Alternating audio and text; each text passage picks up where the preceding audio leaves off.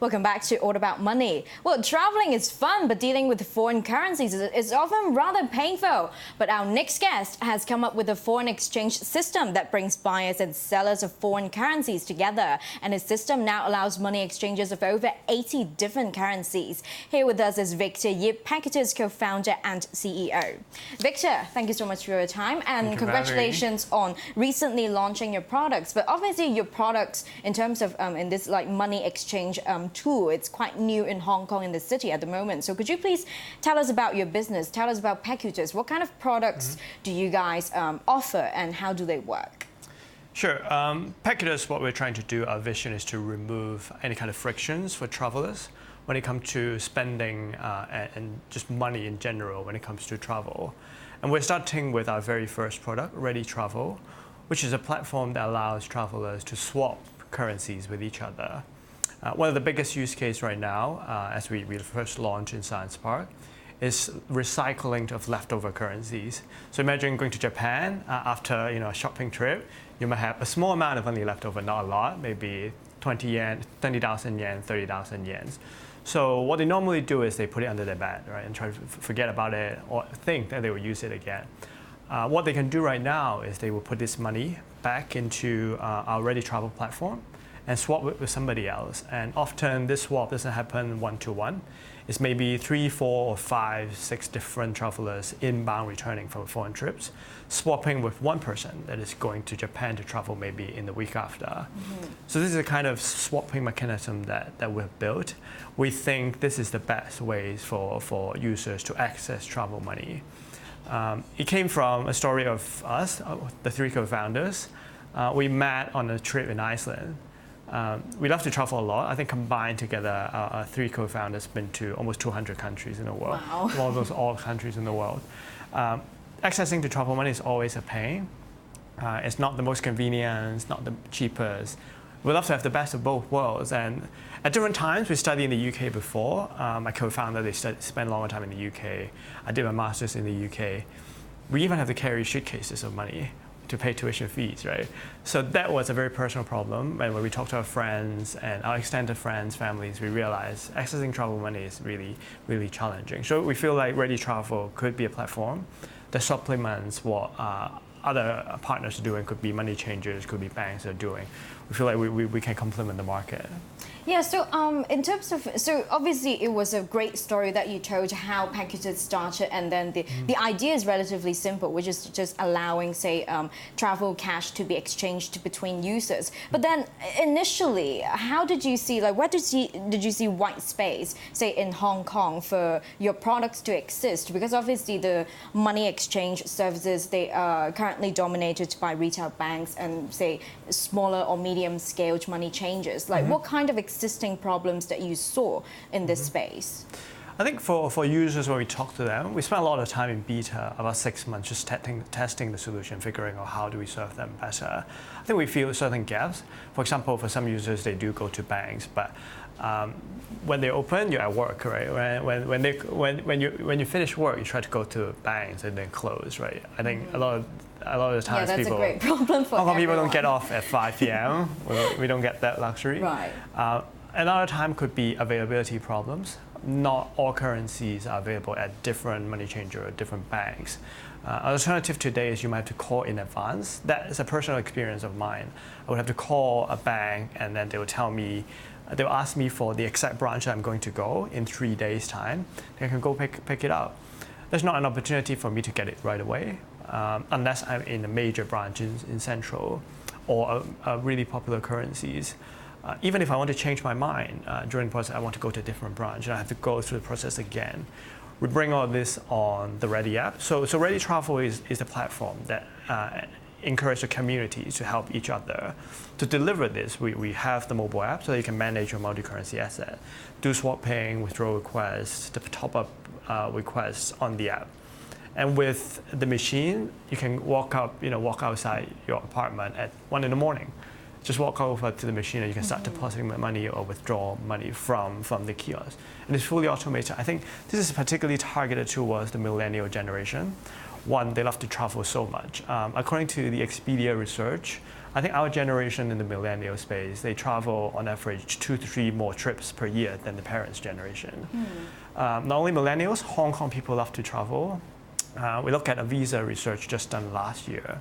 By 2025, so in a couple of years' time, Hong Kong people will be spending 50 billion US when they're traveling. So that excludes hotel or flight. So just from the moment that you get off the plane till you board the plane again, it's 50 billion US just for Hong Kong people. And looking at the Asia region as a whole, which we're also very interested in, that's why we're talking to partners in Singapore, Thailand, and very soon Tokyo. Excluding China, is a 250 billion US market. So it's not just millennials and in Hong Kong. Basically, across generation, across the region, a lot of people love to travel.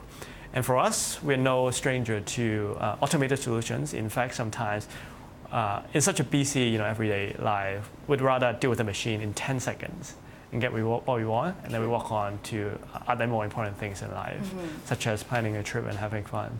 Yeah, what about your implementation? Because obviously, as far as I know, your first ATM was set up at the Science Park in Hong Kong. So how soon can we see your ATMs and your services, say, around the city? Right. This is still a very, very new project. We spent a lot of time developing and testing. So the app was on the App Store for only 3 weeks. So it's a very, very new project.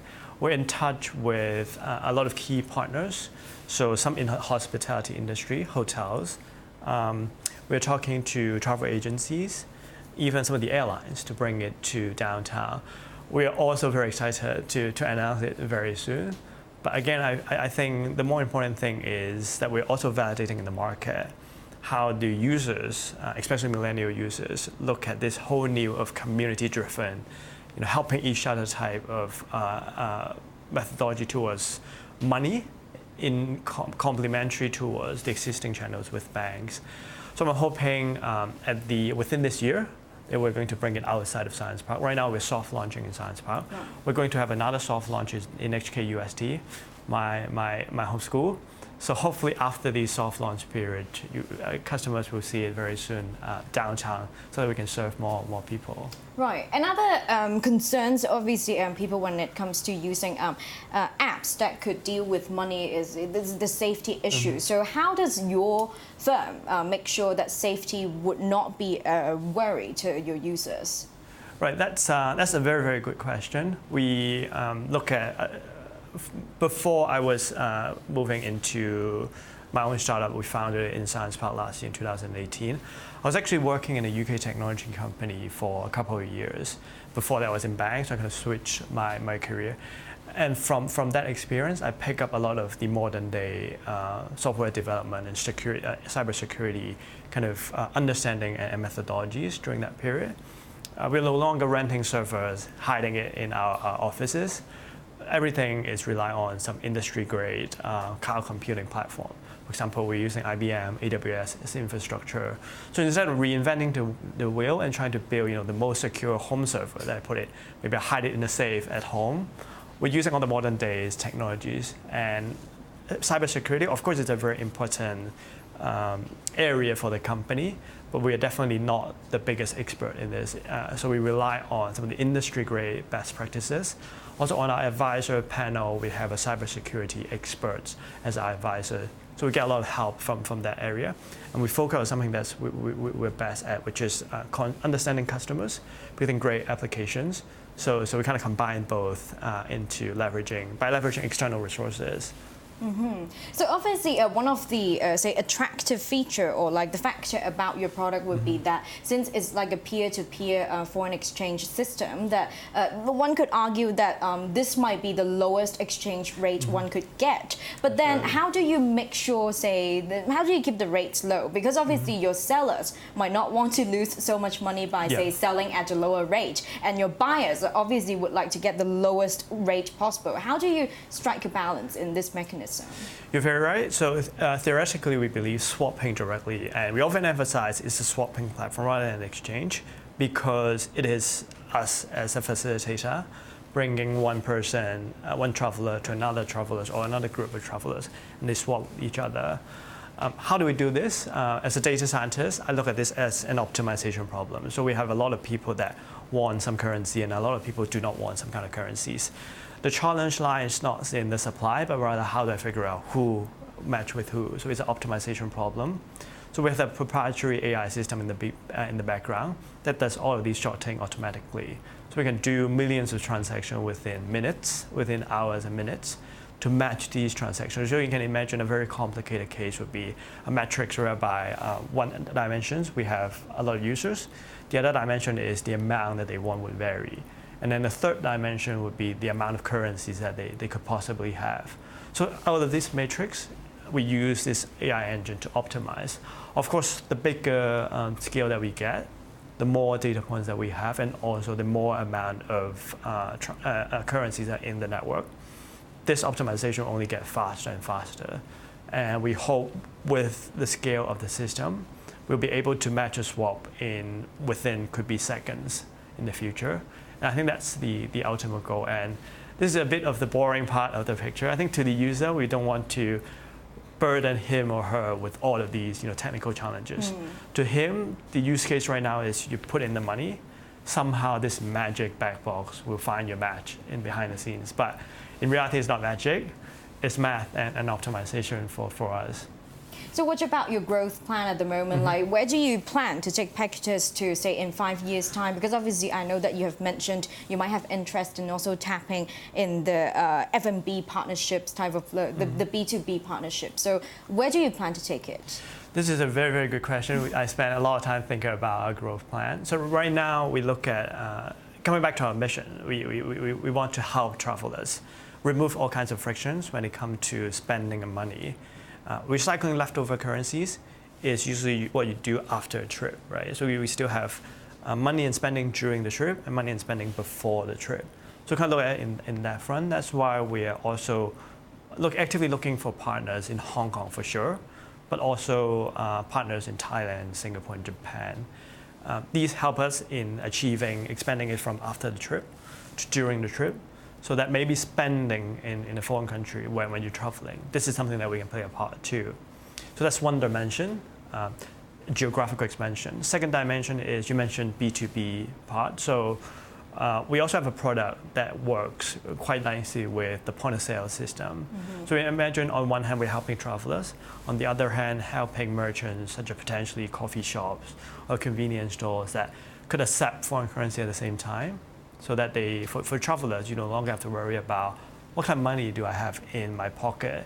Is it yen? Is it US dollar? Is it Hong Kong dollar? It would be amazing if you can just pull out your wallet and say, I have a bunch of currency. I don't know what they are. Put it in, and I can buy, a drink, snacks, etc., etc. I think that's the ultimate goal. That travel spending should be frictionless, easy. Actually focus on what to buy and where to go instead of spending, trying to figure out what money that I can see this too being like a lifesaver to many travelers. Thank you so much for your time today, Victor. That was Victor Yip, PECUTUS co-founder and CEO. This is it from this edition of All About Money. We'll be back right here on HKIBC next Sunday. Good night.